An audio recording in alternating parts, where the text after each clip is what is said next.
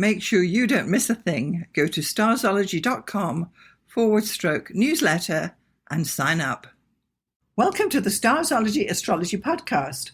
I am your host, Alison Price, and I'm here with my good friend and co-host, Arwynne O'Neill. Hello, Alison. It's great to be here again. So nice to have you with us once more. So in this episode, we're going to be talking about the sun's aspects. Yeah. Solar aspects. Yeah. The aspects that the sun gets. Yeah. How else can we say it? The aspects the sun makes to other planets in your chart. That's right. Yeah. Yes. And therefore, how well engaged the sun is within your chart. Does it have this aspect? Does it have that aspect? Precisely. What sort of aspects do you have? Yeah. We're going to be looking at all of that, aren't we? We are. So, of course, everyone's got a sun in their chart, clearly. The sun is in the position it was on your birthday. So, Arwynne's a Virgo, I'm a Leo. Her son's a Virgo, mine is in Leo. But what we're talking about today is which other connections does the sun have to the planets? Yeah. And therefore, how is it modified, or how is it working together in cahoots or something like that? Right. How is it integrated into your chart? Yes. Does it even have an aspect? There's a question, right? Right. Yeah. Oh, the unaspected sun. The unexpected sun. Interesting. Or it's even worse than the retrograde sun. But anyway, that's another story. Yes, it is. So when we're talking about aspects, we're specifically going to be talking about the Ptolemaic aspects, I understand. Yeah, because they're the strong ones. They're the ones you need to understand, right? And we'll be going through each of the planets that the sun can aspect and talking a little bit about those. Yeah, totally. So, Arwynne, which aspect are we going to start with first? Well, it makes sense to talk about the sun-moon, I think, first. Okay. Yeah. Yeah, sun-moon aspects. Very interesting. Yeah, and the sun can be in aspect to any, it can make any aspect to the moon. The moon and the sun can be in any aspect in the chart. Do you have a moon aspect, sun?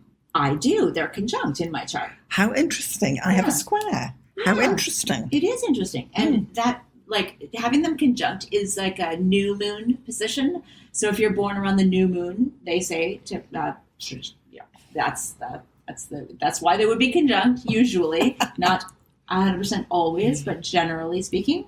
And so you will have them in the same sign. I am a double Virgo. That's why they say double. Lots of people say I'm a double blah, blah, blah. And that means that they have, generally speaking, the sun and the moon in the same thing. Yes. Sometimes they will say that if they mean the sun and ascendant, but that's... Yes. Yeah, it's like I'm a double Leo. Yeah, exactly. It's usually sun, moon, ascendant, one of those two. Yeah. Two of those two, rather. Yeah. And my brother's a triple Virgo. He's got the ascendant sun and moon in Virgo. Crazy. Not to mention 3 other planets, but that's a story for another day. So Virgo. I know. Wow. Yes. Well, exactly. So if they're conjunct, and this is getting back into sort of a traditional astrology thing, what people used to say, and I'm not sure how much we lean on this these days, but that the sun represents the father and the moon represents the mother, and that the moon and the sun, their relationship in your chart, not necessarily, but it can be how your mother and father are related to each other. Yes. And if they had different positions in raising you, if you had the square or the opposition, frequently your mother and father had a very different idea about child rearing. And it was like, if your father says no, go ask your mother, or frequently the other way around. Yes. And I would think with the square, there was never an agreement. It was always a sort of understood thing. It's like, well, mother and father are never going to agree on this thing. So you choose who you ask what. If you want permission for something, if you... My father had the final say. Yeah. That was the end of it. What he said went. Yeah. No matter what she said. Yeah. But she would argue about it, about what he said. What he had said, though, she would then argue about it. Interesting. But what he said went. So, which is one of those things. Totally. I mean, being a child of the 70s and the divorce era, my parents broke up when I was 5. Okay. But they had very similar positions in child rearing, and they have actually come to be very similar in their divorced spheres. They're both remarried, and but yet I love both of them absolutely dearly, and they are both spectacular people individually. Right. And they've gone on to be very successful in their remarried lives, and I don't sense any kind of conflict in how they raised me. Like, there's no values I would have learned from my father that my mother would disagree with, or vice versa. Right. You know, it's So and that fits well with the conjunction. I mean, I'm sure I would have been a very different person, had they been together or blah blah blah. But that's just circumstantial. I think my values and the core fundamentals of my personality would have been very, very similar, because they do share a lot of the same values about what's important in life and how to be a person, how to be a good person. Yeah, no. I had a different. Well, we'll get to the square. Yeah. But I mean, the trine. That's another thing. The trine is an interesting one. Yes. And that's if they're in the same element. My partner has this. He's got the moon in Scorpio, really? moon in Cancer and the sun in Scorpio. Yeah. And his parents were just the greatest love story ever told. And he swears to God that he never saw them fight ever. That's a trine for you. Insane. So, I mean, trines and sextiles, your parents were an exemplar of, like, maybe they were the couple who everyone in the neighborhood came to for relationship advice, or, they were just that wonderful couple who always just looked like they were still on their honeymoon, and you're like, oh, look at them, and they're flirting with each other at the party, and you're like, oh, No, I used to get, are those really your parents? Oh my God. Yes. Dad's off flirting with this person, and Mom's giving a lecture in the kitchen. What is happening? She's taking over cooking from the hostess. I don't even know what's going on. Yeah, we do. I didn't realize your father was married. Yes, that's my father. Really? Oh my God. That's amazing. Yeah. And I mean, would you say that the opposition would then be like people who maybe their parents kind of use their kid against them?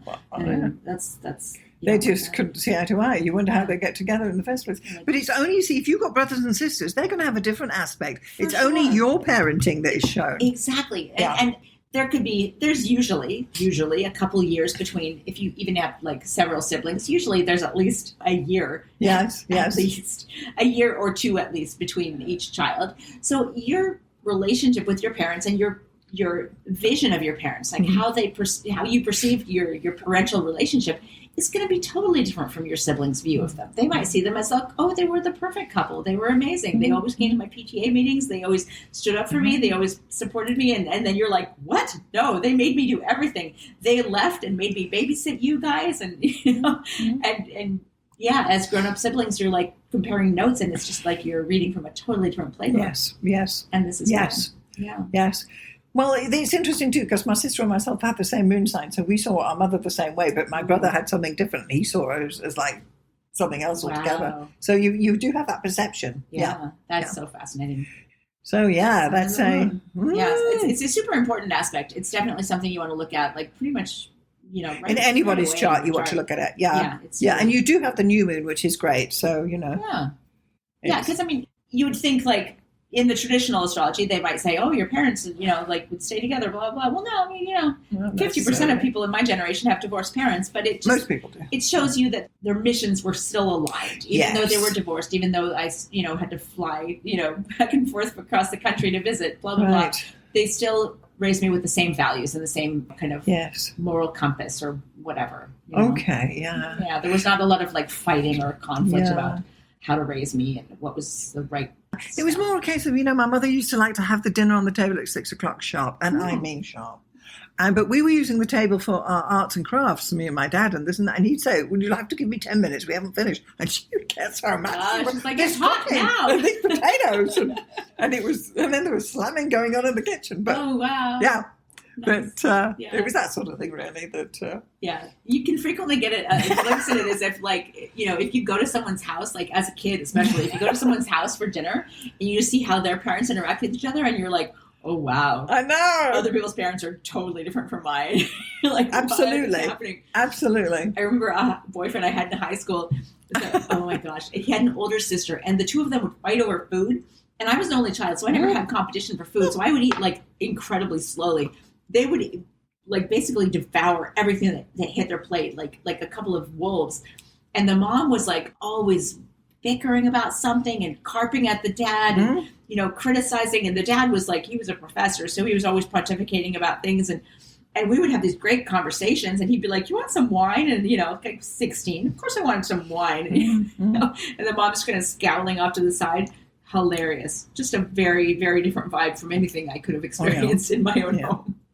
We had the situation where if we were having, say, I don't know, egg on toast or something, that my toast was cut into squares and my brother's were cut into triangles, so nobody could just help themselves off your plate. Oh my yes, God! I'm telling your you. Mom had a system. Oh, she did. Wow. Mm-hmm. I mean, okay, I'm having serious Squid Game vibes here with the squares and the circles and the triangles, but Yeah, that's a talk for another time. I know. I've been It's doing all this that. parental stuff. Yeah. We've all got it. Yeah. You know. It's all, yeah. But Totally. So sun, moon, yeah. sun, moon, so it's a lot going on. You also want to watch out if there's an eclipse going on, because that you want to pay attention to too, if you want to. But there's a lot to it, and you would always read the sun and the moon when you're reading a chart. This is This is one of the first things you'd look at. For sure. Yeah. 100%. Okay. So sun, Mercury. Sun, Mercury. Mercury is never more than 2 signs away. Right. 1 sign away, really. It can either be in the one before, one sign, yeah, conjunct, or after. Yes. Like it'll either be in the same sign, or one before, or one after your sun. Yes. And in my case, they're conjunct. In your case, they're not conjunct, but they're in the same sign. Same sign. Yeah. Exactly. And most people, they'll be very close. Yes. And that's because, obviously, if you think about the solar system, Mercury orbits very closely to the sun. So Yes. from our perspective on Earth, they're almost always, either conjunct or very, very close. Yes. Yeah. So it's only the conjunction, isn't it? But that's the only aspect you can make, for sure, yeah. Okay. And it's either conjunct or nothing. But Yes. it's close. Good. Yeah. So if they are conjunct, Yes. that would be your motive in life, the driving force. That would be the sun, your personality, and your communication style are compatible. Yeah. Yay. Your head and your heart. Yeah. Your head and your heart are compatible, and you put yourself forward how you are. You are not often misunderstood. You're not one of these people who people are constantly like going, what did they mean? Like, what? Yes, I don't understand, But if they're in a different sign, they'll be in a very different sign. Like, let's say you have Aries sun and you've got Mercury in Pisces. Yeah. Like, oh my God. Yes. This is the kind of person who they'll say a bunch of stuff in a meeting, or they'll tell their underlings at work to do a bunch of stuff. And then as soon as they leave the room, everyone's comparing notes and being like, what did they say? Like, what do they want? I don't understand. Like, how I was taking notes, but how did I miss it? But you're just maybe completely missing the mark communication wise. Unfortunate. Yeah. Yes. So be careful if you have that. Tricky. You want to be careful with your communications, because like having a sign one away is a difficult. It is. Yeah. So even if it's not as radical as like Pisces versus Aries, which is pretty crazy, it could just be Libra versus Virgo, which you'd think, oh, they're not that different, but you still want to be very careful with your communications, because you might be coming across in a very different way than what you intend. Yes. So that would be my advice for Sun, Mercury. For Mercury.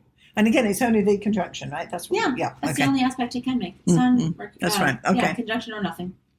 Yeah. There you go. Yeah. So Sun, Venus. That can only be 2 signs away. Right. So there are 1, 2, 3, 4, 5 possibilities for each sun sign. So if you are, for example, a Virgo, it can be in Cancer, Leo, Virgo, Libra, or Scorpio. And similar to Sun, Mercury. Yes. The Sun and Venus can only ever make a conjunction.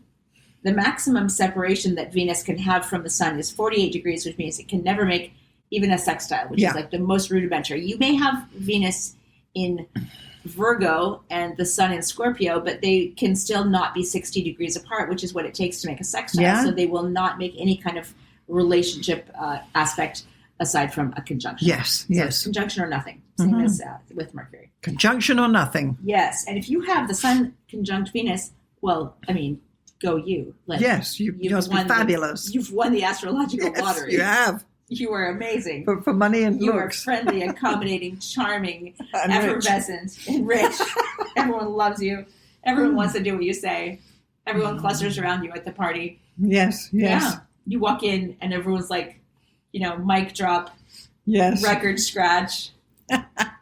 You may tend to overindulge, but my God, you probably deserve it.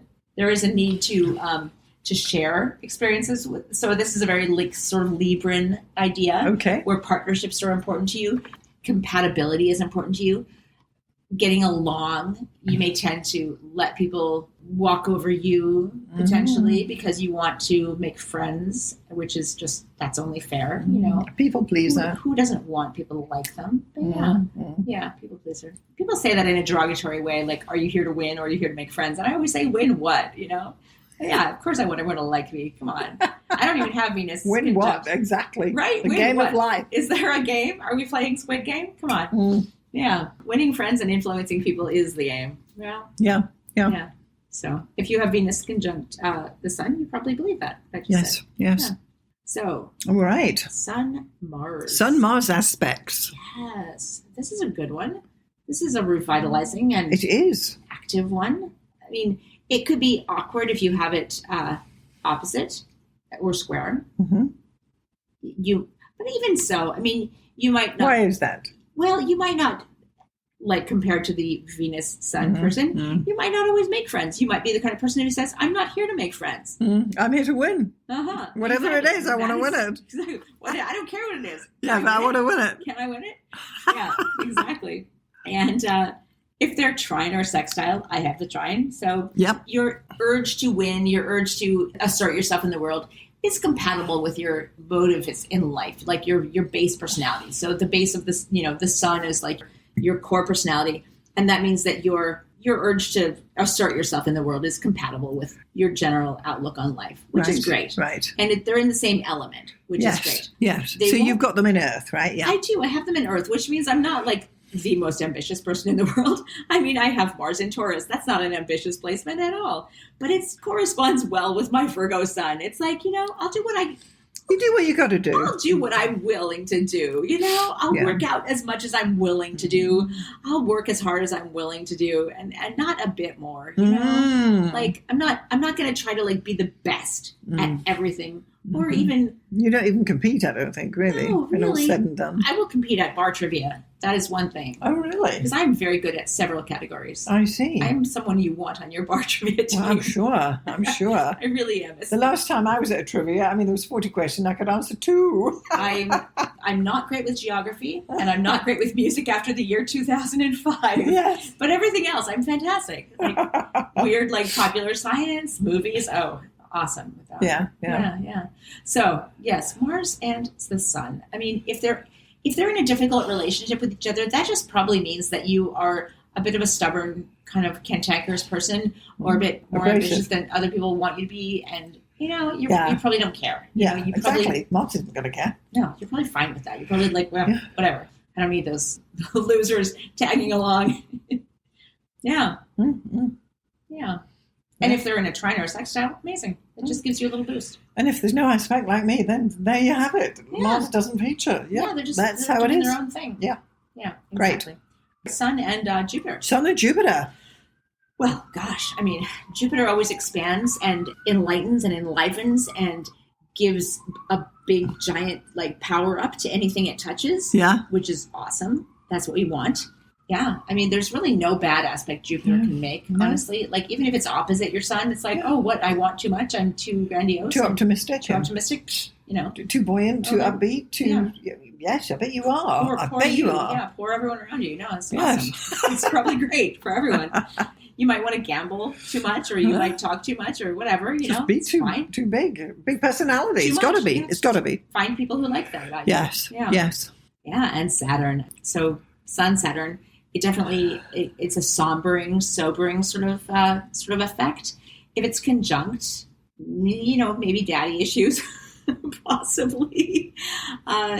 Might be a very serious person, or a person who felt very restricted early in life, and maybe there's like a breakout that happens at some point around the Saturn return, probably, where you had to break with tradition and it's self-control. It really is. It's self-control for sure, and how easy that self-control is for you, or how easy discipline comes to you, will depend on the nature of those aspects that makes. Right. So if it's a trine, bless you, a sextile.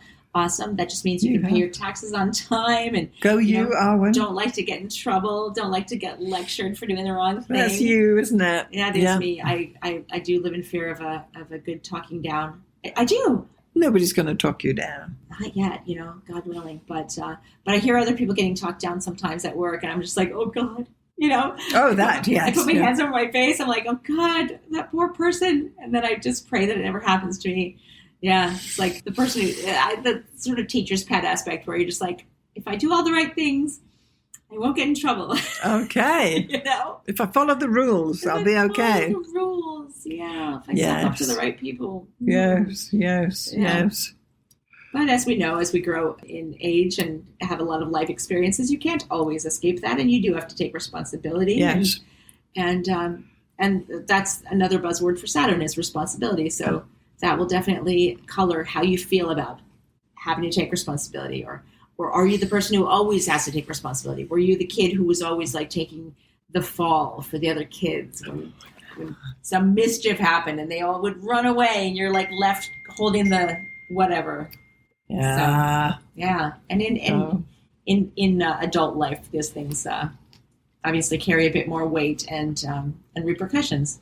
But Saturn gets a bad rap, but it's actually a great planet because it helps you to have mettle and backbone and grit and moxie, all those great things. It gives you staying power. Staying power, amazing. And who doesn't want that? I mean, my God, exactly. Stamina. Yeah, no, it's good. So, with the sextile, we see it, right? It's staying power. Totally. So, Uranus, Sun Uranus. Sun Uranus. I feel like someone in our immediate sphere has this. I've got a conjunction. Yeah, and that's what I'm talking about. Yeah. Oh, I see. Yeah. Tell us. Right. Tell us. Yes, Sun conjunct Uranus. Yeah, and Uranus is ahead, behind. So it's the astrologer. I say that confidently. It's also the immigrant.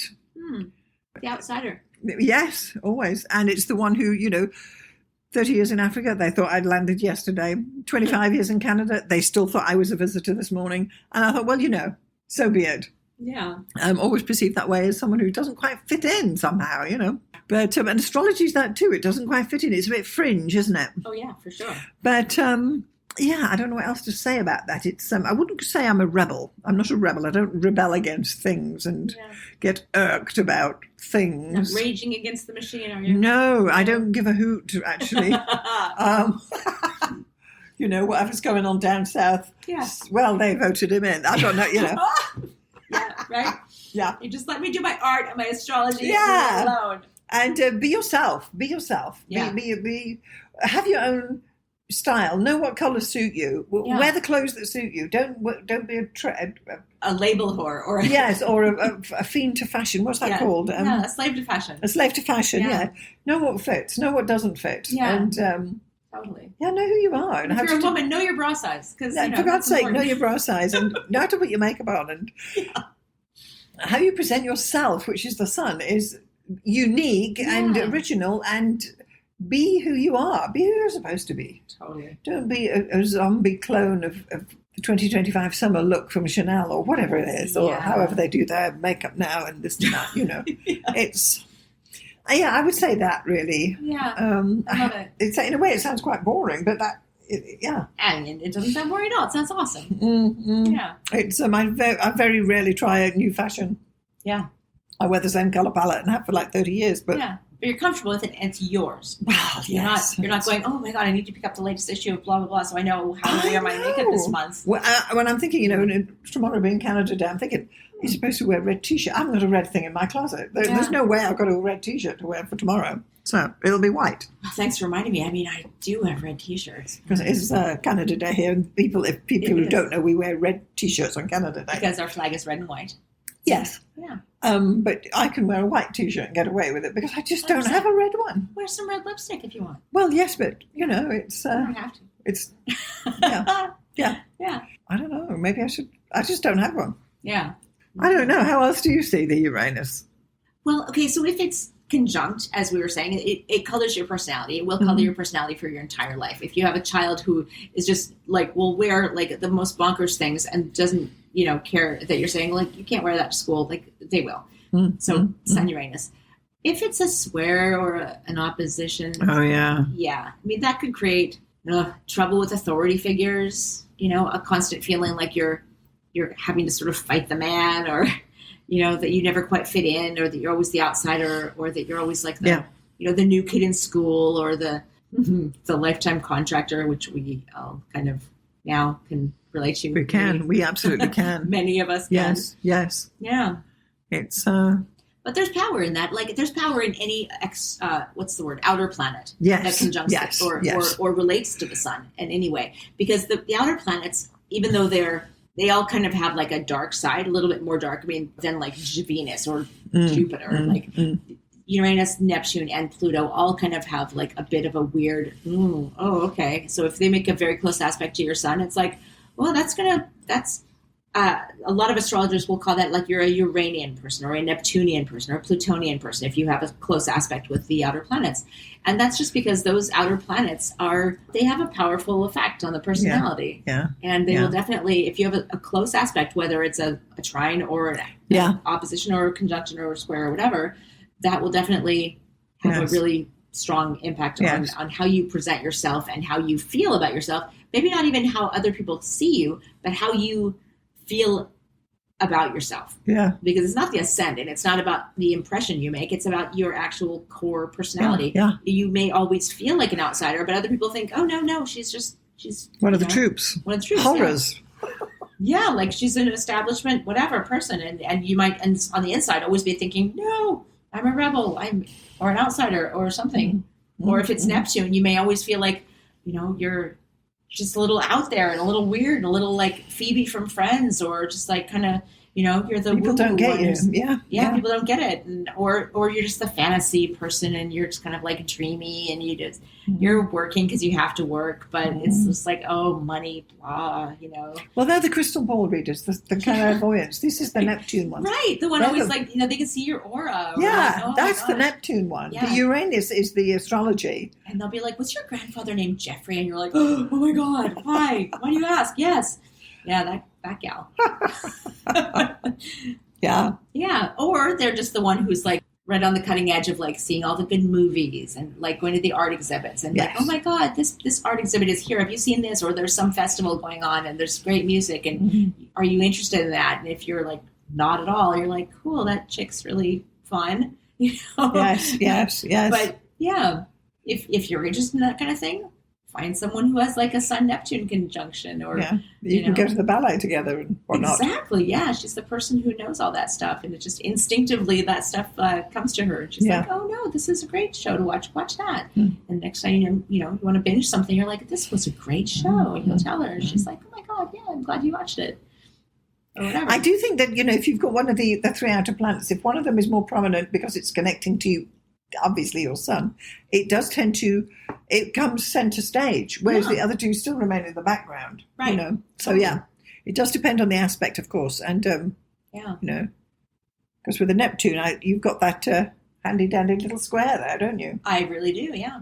So which again is art. It's the dance you do. Yeah. I mean. Yeah. People are saying, you do what, Arwynne? They are. Or I'm going to tell another, like, if you're playing the game at home, have a drink, because I'm going to go off on a weird digression. But I had a conversation with one of the guys I work with, and he's a bit older than me, I think, because he never actually goes on camera. He just always has his photo from like 20 years ago or so. But I think he's probably 10-ish years older than me. Great guy, really fun, really sarcastic, very dry wit, right? But we got on a call the other day, and he's like, "Are you wearing a cow shirt, Arwynne?" And I was like, I was wearing this it's like a little crop top sweater thing. I only get, I'm only seen from like the chest up. So I only have to look good from like a very small range of window. But I was wearing this cute little sweater that I got at some vintage store. And I go, "It's vintage. What are you?" "Yeah, I'm wearing a cow sweater. It's fine. It's vintage." And he's like, "Okay, cool. Great." And he kept bringing it up later. He's like, "Are you going to go somewhere fancy with your cow shirt later?" Wow. I know. But yeah, so I don't set out to be any kind of like fashionista at work, but like clearly the random guy in his 60s has noticed, and Arwynne's wearing a cow shirt. Stuff like that. Okay. Can't wait to see that one. It's cute. Mm-hmm. Yeah.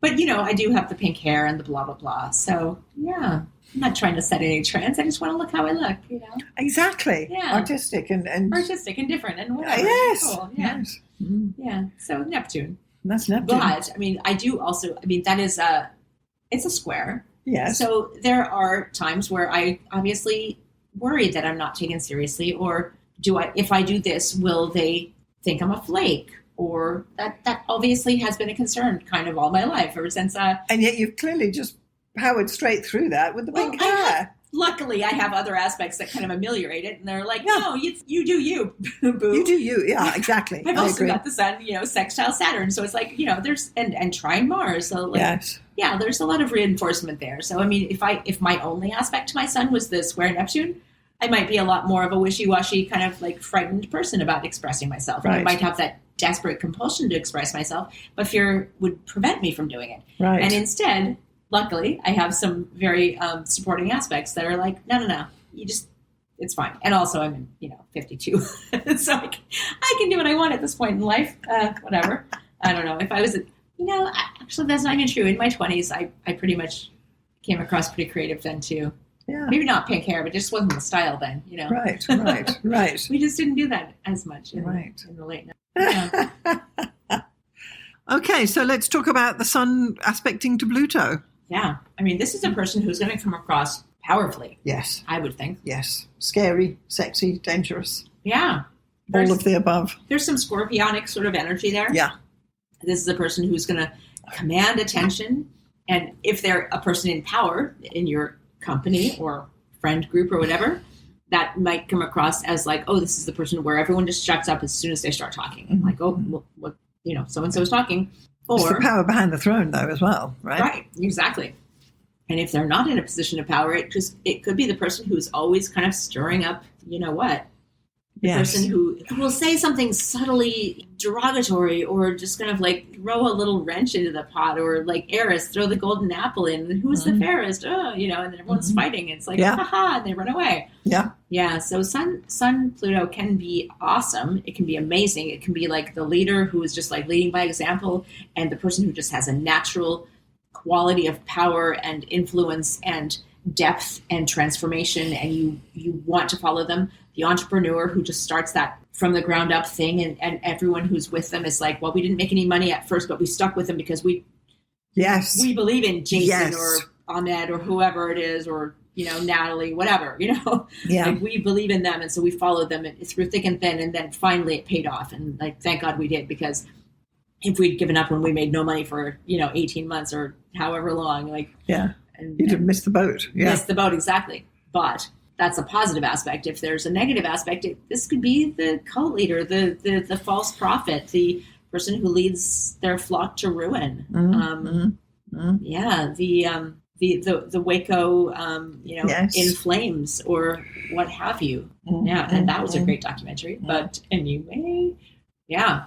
And most of us will probably go our entire lives and not meet a false prophet or a dangerous guru who leads their flock to ruin, but they exist. They're out there. Yes. And that will also, maybe have something to do with your chart. Are you the kind of person who is seeking that false prophet? Are you someone who is receptive to the darker side of life, really? Right. Or that false promise of salvation that someone can prey on and prey on your weaknesses.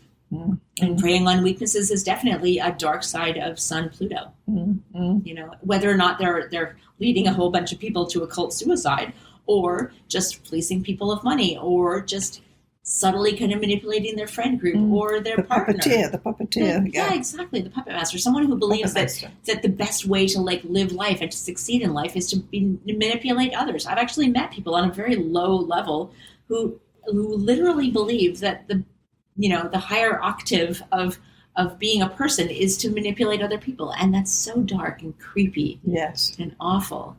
Yes. But it exists even at like the lowest level, like they're not making a ton of money. They just want to manipulate and stir up, stir the pot. And that's, so you have to be careful.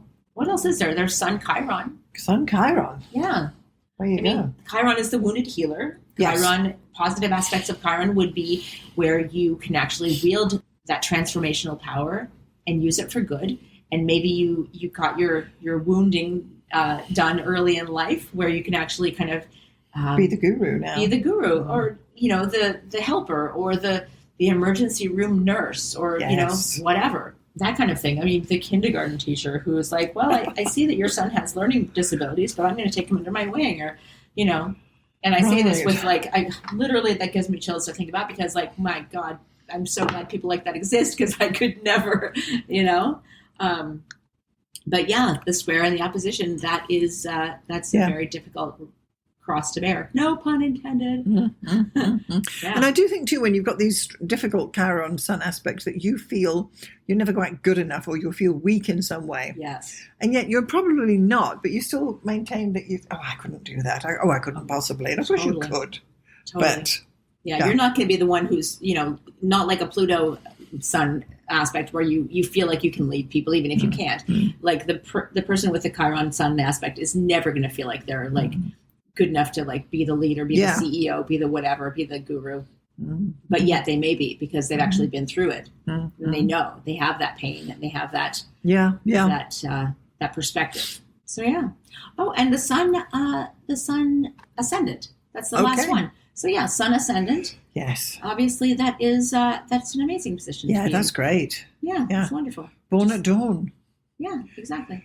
Your mother was huffing and puffing all night, and then you were born at dawn. Yeah. I gave my mother a nice window. I was born right around noon, like a little bit before noon, before everyone went on their lunch break. You know, nice practical time to be born. Yeah, born at dawn. Yeah, but it's nice because then you are what you present. Yes, and that's nice for everyone else. Yes, yes, sun ascendant. Yeah, yeah. That's a good position for the sun. It really is. Yeah. Yeah, and the sun midheaven, obviously, that's great for your career, for your position in life, your influence. Yeah. Your fame. Your fame, And that's all the aspects there are for the sun. It is. And, and you definitely want to dig into them. Yeah. I mean, definitely look at your chart, know where you are in your sun aspects. Look at that the aspect. Aspectarian. There you go. The multiplication table where it shows you all the aspects. Know your aspects. Know your aspects, and which one's your tightest one, and all of those things are important. Yeah. Totally. Yeah. And if you want to, you can just ignore all the quincunxes and sesquiquadrates. And who has time? Blah. Yeah. Yeah. Just go for the big five. Yeah. Great. Yeah. Okay, so we have been looking at the sun and the sun's aspects, the aspects to the sun and the aspects the sun has to other planets and points as well. And we've mainly spoken about the 5 Ptolemaic aspects: conjunction, opposition, trine, square, and sextile, and given some kind of insight into how you would start to look at aspects to do with the sun and to understand them. And of course, this is something you would be doing early on in your interpretation. This is not down the road. This is definitely something to be done early on, working with the sun, for sure. For sure. Yeah. So if you found value in this episode, please do consider sharing it with anybody who'd be interested. Make sure you're getting our newsletter, and you can sign up for that at starzology.com/newsletter. Additionally, make sure you're getting Arwynne's newsletter, and you can find her at... I am at mspink.net. That's MSPINK, and I send out a weekly newsletter every Saturday. I am talking about art and music and movies and goddesses, blah, blah, blah. Lots of interesting stuff. Yeah. Lots of interesting stuff. Yeah. Yeah, so this has been great. We've enjoyed looking at the sun's aspects. So, Arwynne, thank you so much for joining me here again today. Thank you, Alison. This has been wonderful. And thanks to everyone. And we'll see you next time. See you next time.